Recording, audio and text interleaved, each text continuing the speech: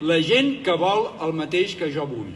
Ho hem d'aconseguir nosaltres, perquè si de vostès, majestats, depèn la cosa, vostès, monàrquics ancestrals, concedir-nos una república, no, home, no cal que s'hi esforcin.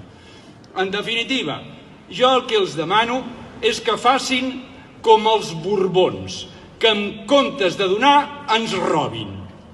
Aquí teniu la llista de coses de les quals em destendria ben gustós. Obrin ses majestats ben obert el sac. Els jutges de l'Audiència Nacional, al sac. Els jutges del Tribunal Constitucional, al sac. La Fiscalia General de l'Estado, al sac. La Junta Electoral, al sac. Les forces d'ocupació, al sac. La família reial, tota ella, al sac.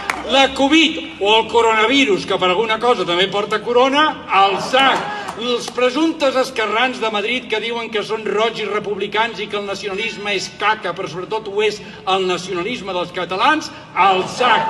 Els presumptes esquerrans de Madrid que diuen que són roig i republicans i que asseguren que coneixen persones a Catalunya que no tenen ni puta idea de castellà, al sac.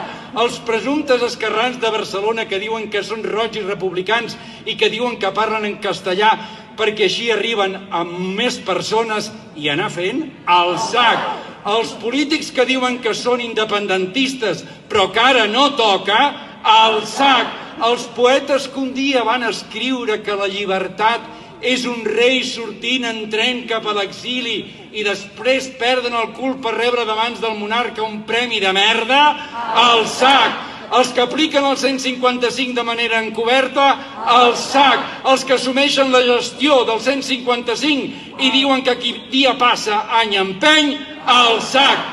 Els que posen els interessos del seu partit per damunt del país, al sac. I ara, majestats, que ja teniu el sac ple, què n'heu de fer del sac? Majestats, a prendre pel sac.